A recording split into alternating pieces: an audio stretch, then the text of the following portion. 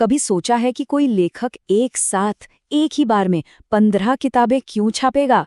आज हम कर्मा नायक की दुनिया में उतर रहे हैं, एक ऐसे लेखक जिन्होंने ठीक यही किया है, और हम ये समझने की कोशिश करेंगे कि इसके पीछे की वजह क्या हो सकती है। जी हाँ, बिल्कुल सही सुना। 15। ये कोई टाइपिंग मिस्टेक नहीं है। एक साथ एक ही झटके में एक लेखक ने अमेज़न पर 15 किताबों का पूरा कलेक्शन रिलीज कर दिया। सच कहें तो लिटरेचर की दुनिया में ऐसा होना मतलब लगभग अनसुना सा है। और इन सारी किताबों का जो निचोड़ है वो इस एक लाइन में छिपा हुआ है। इसका सीधा सा मतलब ये है कि ये किताबें सिर्फ एंटरटेनमेंट के लिए नहीं हैं। इनका मकसद सवाल उठाना है इस पर कि हमारे समाज को कौन कंट्रोल कर रहा है और कैसे।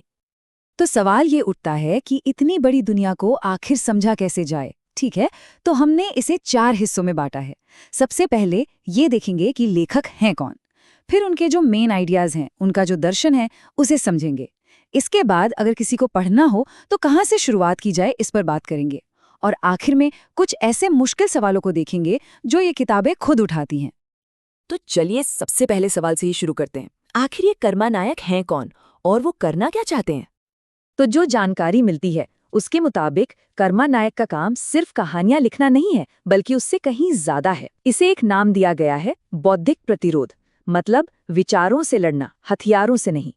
इनका पूरा लेखन 3 चीजों के इर्द गिर्द घूमता है। एक जगह है हीरा नागपुर, एक पुरानी विरासत है नागवंशी, और एक दर्शन है जो प्रकृति पर आधारित है। और साथ ही ये आज की सत्ता और डिजिटल कंट्रोल की जबरदस्त आलोचना करते हैं। अच्छा, अब इन किताबों की दुनिया में और गहरे उतरने के लिए ना हमें पहले इनके कुछ खास शब्दों और कॉन्सेप्ट्स को समझना होगा। ये वो आइडियाज हैं जो इनकी राइटिंग में बार बार आते हैं।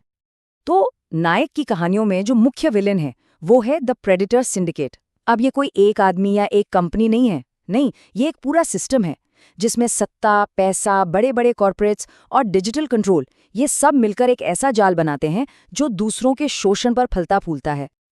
और इस सिंडिकेट के सामने जो खड़ा है वो है हीरा नागपुर।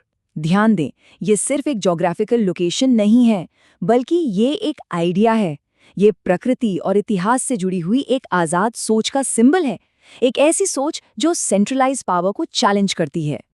इस पूरी वैचारिक लड़ाई की जो नींव है वो है नागवंशी दर्शन।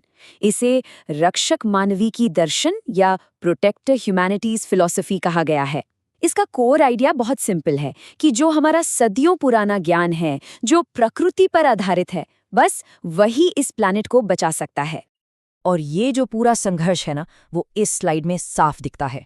एक तरफ है हरित क्रांति, यानी प्रकृति के साथ मिलकर विकास करना, और दूसरी तरफ है पिंक क्रांति, जो उस प्रेडेटर सिंडिकेट की विनाशकारी इंडस्ट्रियल सोच को दिखाती है। 15 किताबें, जाहिर है किसी भी पढ़ने वाले के लिए ये नंबर थोड़ा डराने वाला हो सकता है। तो सबसे बड़ा और प्रैक्टिकल सवाल तो यही है कि भी अगर पढ़ना शुरू करना है तो करे कहाँ से?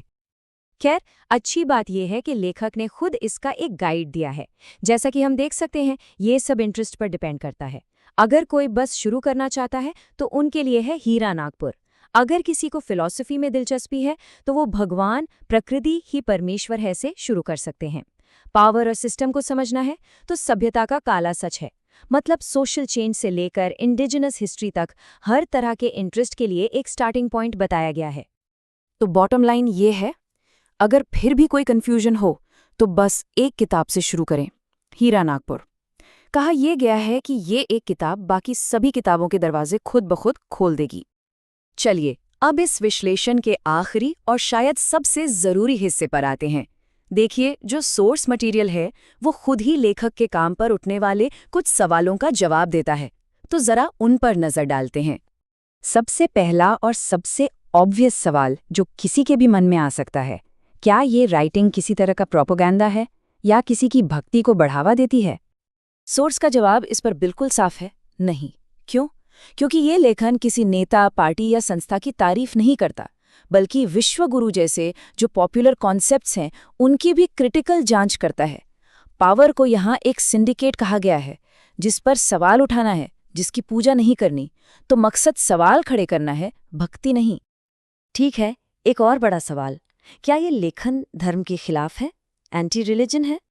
यहाँ भी बात थोड़ी बारीक है। ये लेखन धर्म के खिलाफ नहीं है, बल्कि पावर और शोषण के लिए धर्म के गलत इस्तेमाल के खिलाफ है। ये कर्म धर्म जैसे आइडिया पर जोर देता है, मतलब आपका काम ही आपका धर्म है और ये प्रकृति को ही सबसे बड़ा दिव्य स्रोत मानता है। तो सवाल उठता है कि अगर ये प्रोपेगेंडा नहीं है और धर्म विरोधी भी नहीं है, तो फिर ये काम विवादास्पद या कंट्रोवर्शियल क्यों हो सकता है? सोर्स के मुताबिक विवाद की असली वजह ये है कि ये लेखन आराम देने वाली बातें नहीं करता। ये डेवलपमेंट और प्रोग्रेस जैसे आइडियाज, जिन्हें हम अक्सर बिना सोचे समझे मान लेते हैं, उन पर सीधे सवाल खड़े करता है। ये एक मार्जिनलाइज पर्सपेक्टिव से आती हुई आवाज है और ऐसी आवाजें अक्सर सेंटर में बैठे लोगों को असहज कर देती हैं। तो आखिर में इस पूरे काम को इसी तरह पेश किया गया है, एक बौद्धिक प्रतिरोध। ये आइडियाज की लड़ाई है, किसी व्यक्ति या ग्रुप की भक्ति नहीं। और ये पूरी बात हमें एक आखिरी बड़े सवाल के साथ छोड़ जाती है। जब डेवलपमेंट और सिविलाइजेशन जैसे हमारे सबसे बुनियादी आइडियाज पर ही सवाल उठने लगे, तो सोचने के लिए कौन सी नई संभावनाएं पैदा होती हैं? शायद यही वो सवाल है जो कर्मा नायक की दुनिया अपने पाठकों के लिए छोड़ जाती है।